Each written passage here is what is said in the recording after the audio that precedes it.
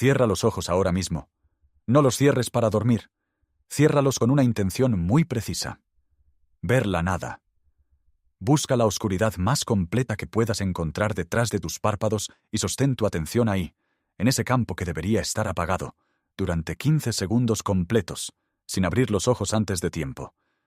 Nota si aparece algún destello que no debería estar ahí. Nota si el negro que esperabas se comporta en realidad como un gris inquieto, con manchas que se mueven, con una textura que no tiene ninguna razón para existir si de verdad estuvieras mirando la nada. No busques todavía ninguna explicación. Solo quédate ahí, insistiendo en percibir la ausencia total de señal, mientras algo en tu cráneo se niega, con una obstinación que no elegiste, a mostrarte lo que le pediste. Mientras hacías esto, una superficie curva de apenas unos centímetros cuadrados, en el fondo de cada uno de tus ojos, acaba de generar señales eléctricas de manera espontánea, sin que ningún fotón externo las haya provocado, y esa actividad ya viajó hacia tu corteza visual antes de que terminaras de leer esta frase. Pedirle a tu cuerpo un segundo de nada absoluta parece la tarea más sencilla del mundo.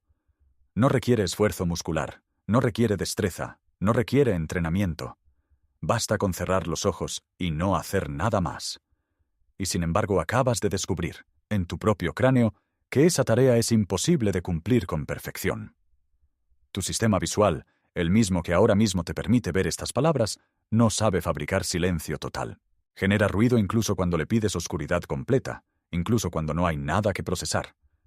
Aquí está el problema real, el que no tiene que ver con tus ojos, sino con la física que gobierna cualquier sistema hecho de materia, con temperatura por encima del cero absoluto.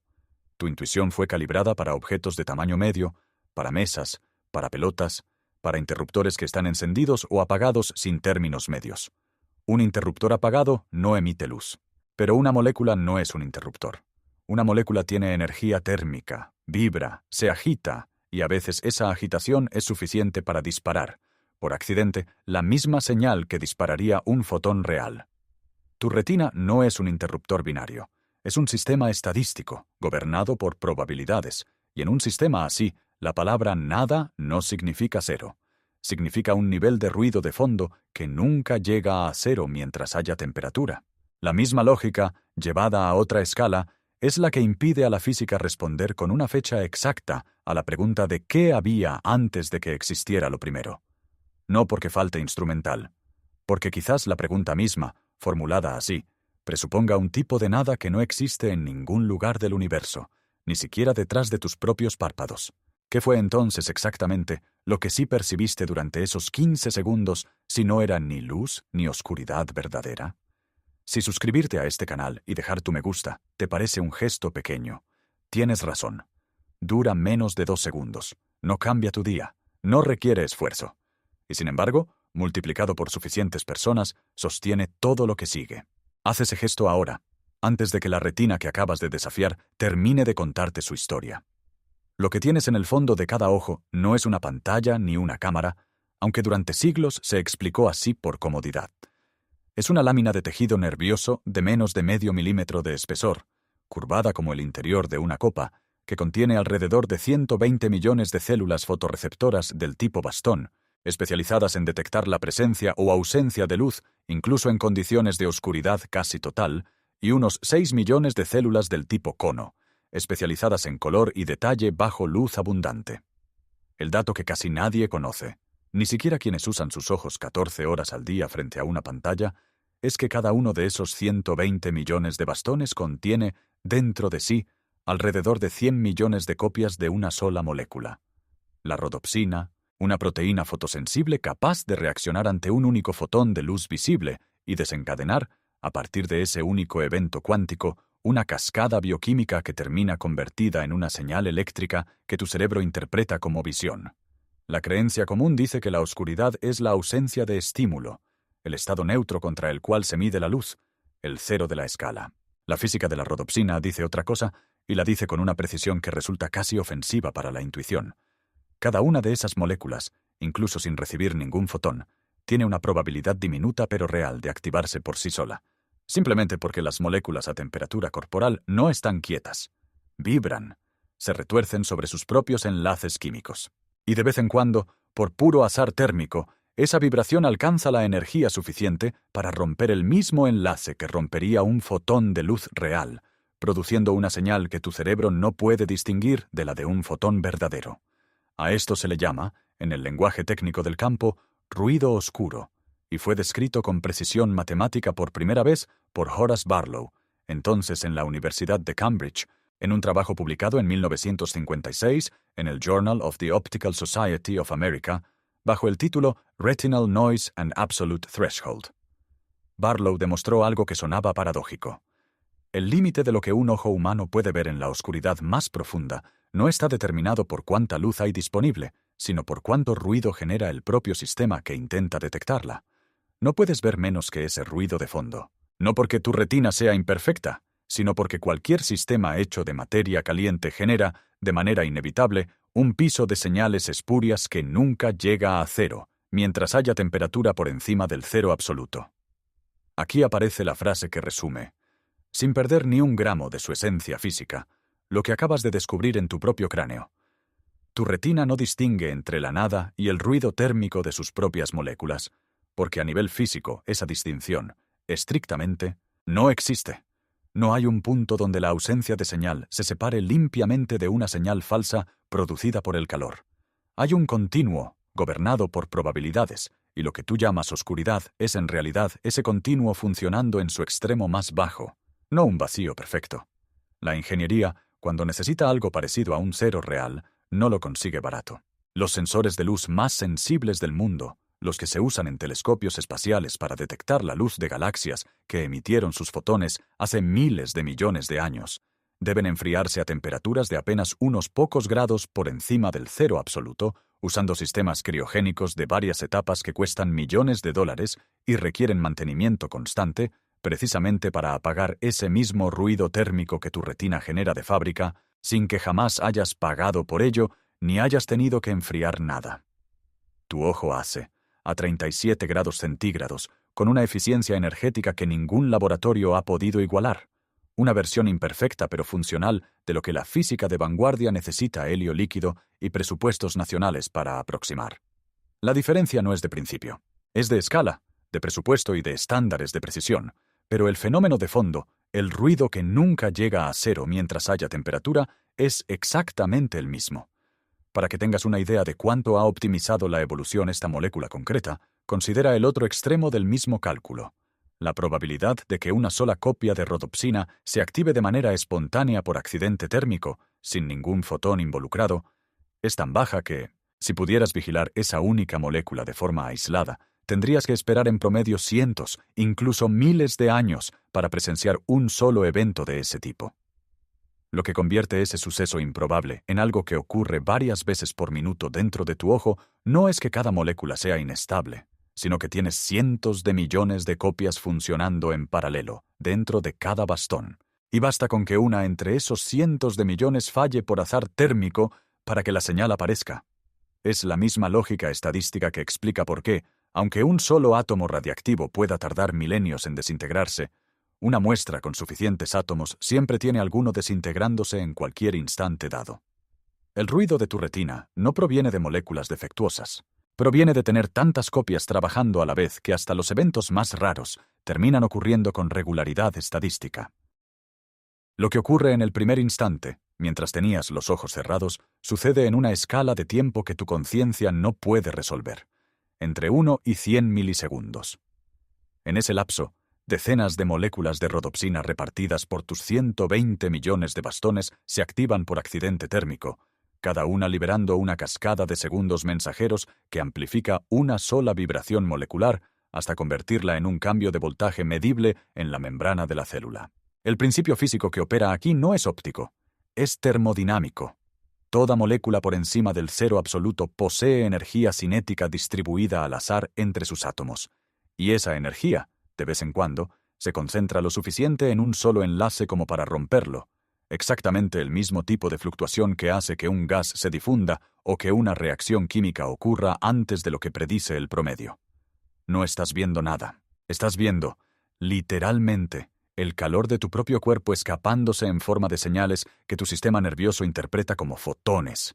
La segunda capa ocurre entre 1 y varios minutos después, y ya no está en tu retina sino en tu corteza visual, en la parte trasera de tu cráneo. Ahí, esas señales dispersas y aleatorias, unas pocas por minuto en cada ojo, no se descartan como error.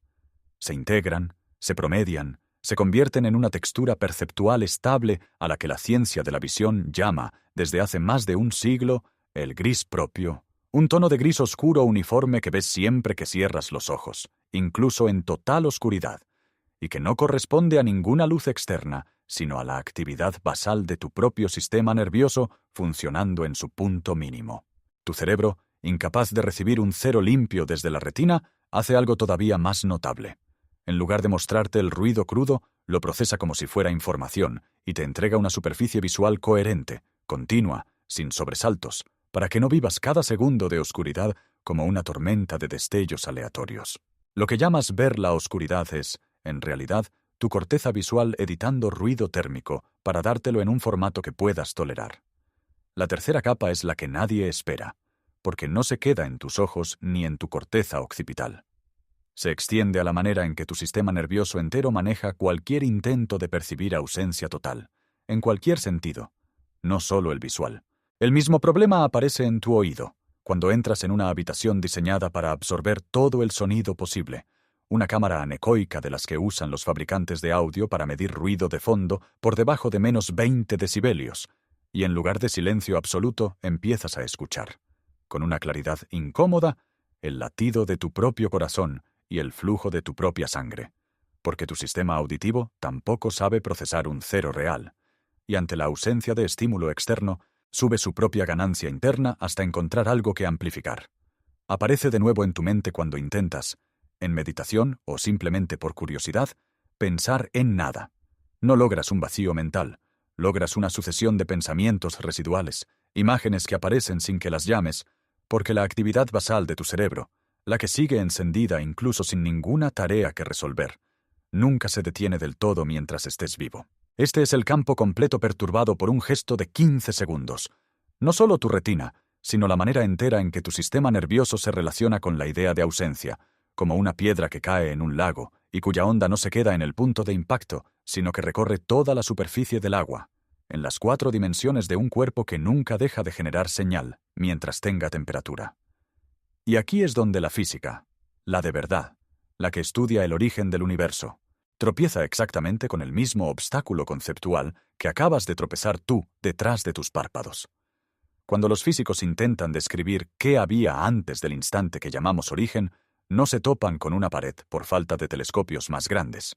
Se topan con que la palabra antes presupone un tiempo que fluye, y las ecuaciones que mejor describen ese origen sugieren que el tiempo mismo, como dimensión medible, emergió junto con el espacio, no existía como escenario previo esperando a que algo ocurriera dentro de él. Preguntar qué había antes del origen del tiempo es, en cierto sentido físico muy preciso, una pregunta parecida a preguntar qué ves cuando miras la nada absoluta detrás de tus párpados. La pregunta asume la existencia de un estado de referencia, un cero limpio, que quizás nunca existió en ningún punto del universo, ni en la escala de un fotón, ni en la escala de todo lo que existe. Incluso el vacío cuántico, el más vacío de todos los espacios posibles según la física de partículas, no está nunca completamente en reposo. Hierve de manera constante con pares de partículas que aparecen y desaparecen en fracciones de tiempo tan diminutas que ni siquiera pueden medirse de forma directa, un fenómeno conocido como fluctuación de vacío, sostenido por el mismo tipo de principio de incertidumbre que impide que cualquier sistema cuántico tenga al mismo tiempo una energía exactamente cero y una duración exactamente definida. No hay nada, en ningún lugar del cosmos conocido, que sea verdaderamente nada. Ni tu retina cerrada, ni el vacío entre las galaxias, ni el instante que algunos siguen imaginando como la pizarra en blanco anterior a que existiera lo primero. Si esto acaba de reorganizar algo en la manera en que pensabas la palabra nada, dale like a este video y suscríbete al canal. Ese gesto tuyo también cuesta segundos y también sostiene, en su propia escala, algo mucho más grande que él mismo. Ahora bien, un sistema nervioso diseñado durante millones de años para alternar entre estímulo y ausencia de estímulo, entre luz y oscuridad real, entre ruido y silencio real, no está preparado para lo que le pides desde hace apenas un par de décadas. Estímulo casi constante, sin ventanas verdaderas de descanso sensorial. Tu retina necesita, además del ruido térmico mínimo del que ya hablamos, periodos genuinos de baja estimulación para reorganizar sus propios recursos metabólicos, reciclar el pigmento visual gastado durante el día y permitir que la actividad de fondo de tu corteza vuelva a un rango que tu cuerpo interpreta como reposo. Cuando esos periodos desaparecen, no ocurre nada dramático de un día para otro. Ocurre algo más lento y más difícil de rastrear hasta su causa. Un deterioro gradual en la calidad de la señal que tu sistema nervioso es capaz de distinguir del ruido de fondo. Un fenómeno que en términos físicos equivale a una pérdida de relación señal-ruido, y que en términos de experiencia cotidiana se parece mucho a esa sensación que probablemente ya conoces, la de estar agotado y sin embargo incapaz de conciliar el sueño con facilidad, como si el cuerpo estuviera cansado, pero el sistema nervioso siguiera esperando una señal que no termina de llegar. Este deterioro es, en el sentido más estricto de la palabra, un problema de entropía aplicado a un sistema biológico.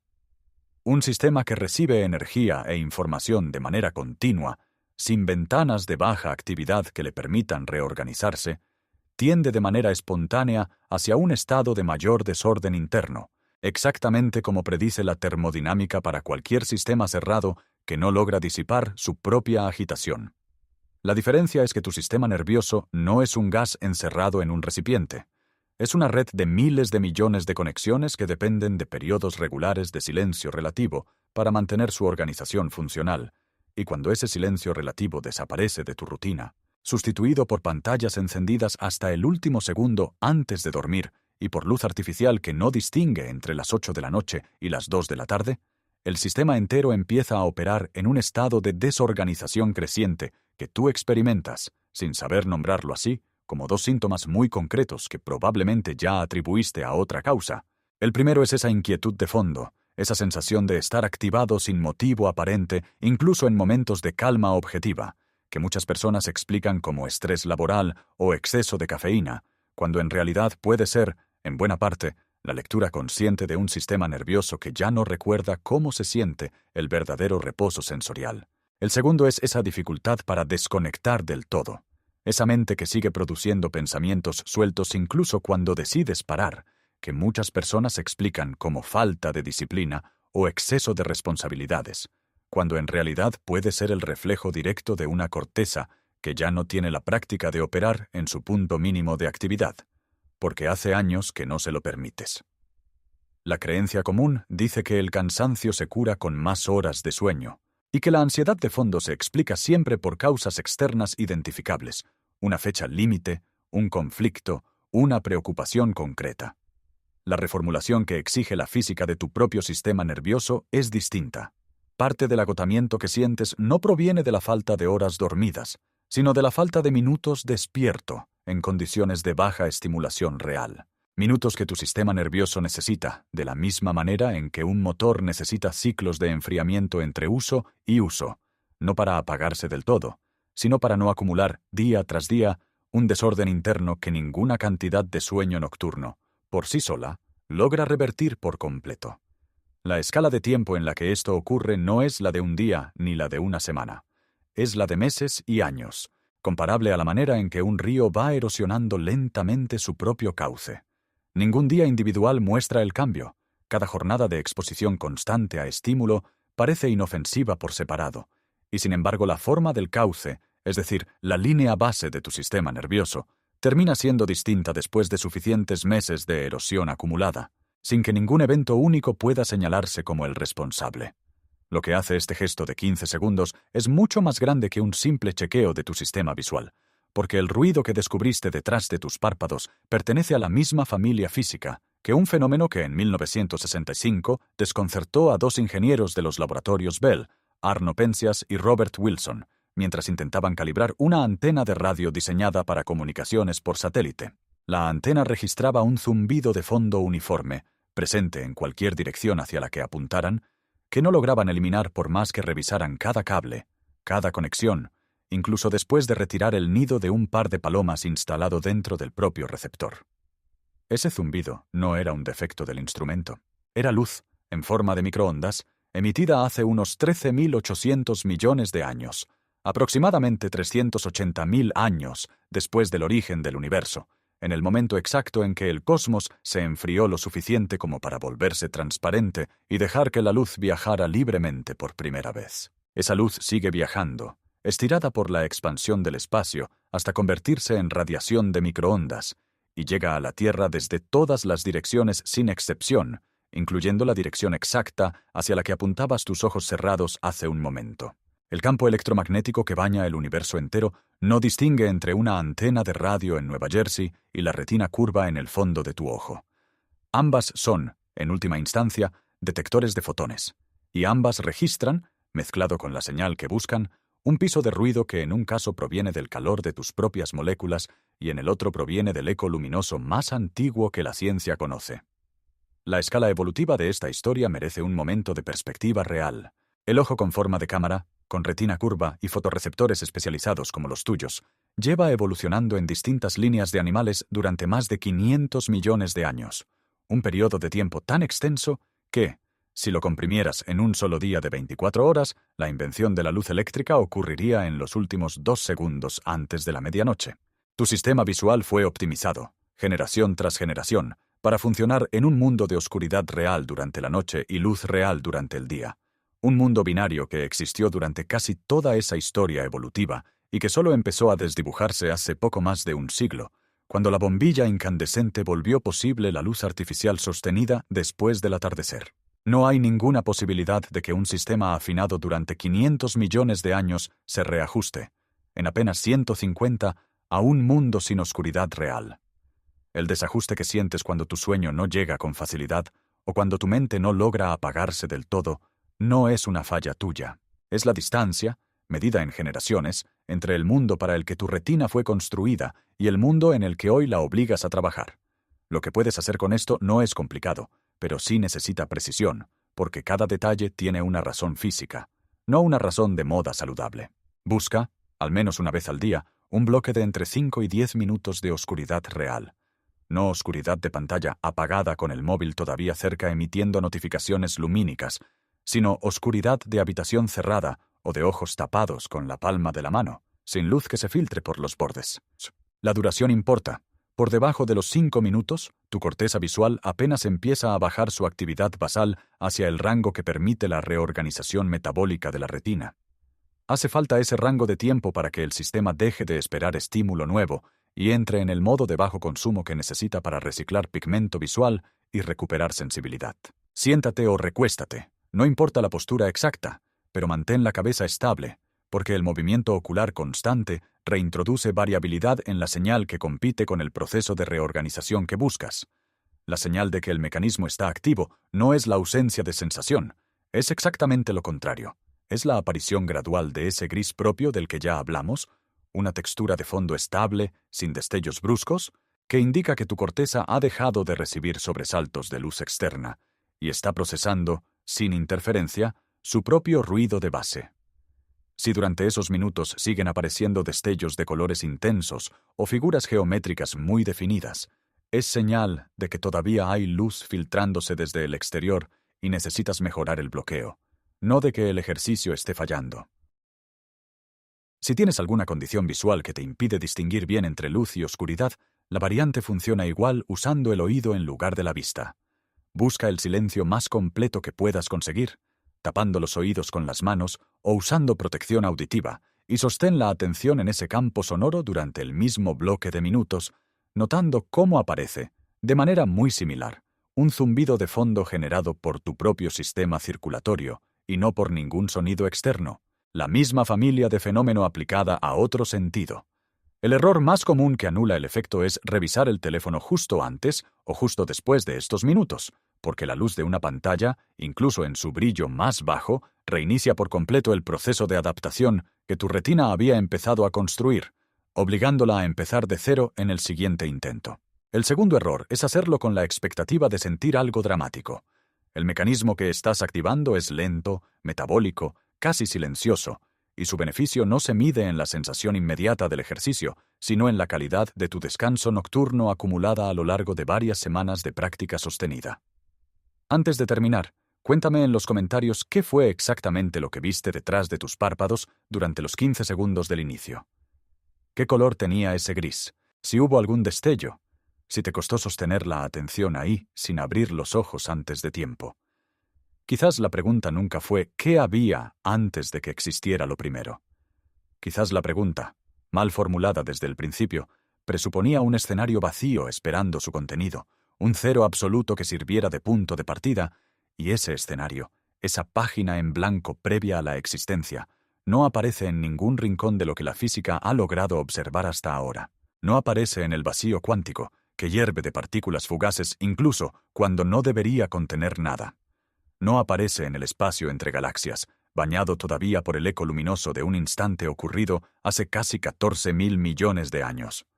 Y no aparece, como acabas de comprobar con tu propio cuerpo, ni siquiera detrás de tus párpados cerrados, donde la ausencia total de luz debería producir, en teoría, la nada más perfecta a la que un ser humano puede acceder. Y en cambio produce calor convertido en señal, moléculas vibrando por encima del cero absoluto, un sistema nervioso incapaz de mostrarte otra cosa que no sea su propia actividad mínima. Tal vez lo que la física está aprendiendo a aceptar, despacio, con la misma incomodidad con la que tú aceptaste hace un momento que no podías ver la nada absoluta, es que el universo nunca tuvo un estado de reposo perfecto del cual partir, ni antes de existir ni en ningún momento posterior, porque el reposo perfecto, el cero limpio, la ausencia total de actividad, no es una propiedad que la materia, ni la luz, ni el espacio mismo hayan tenido jamás disponible. Existir, en el sentido más físico y menos poético de la palabra, podría no ser lo contrario de la nada. Podría ser sencillamente lo único que alguna vez hubo.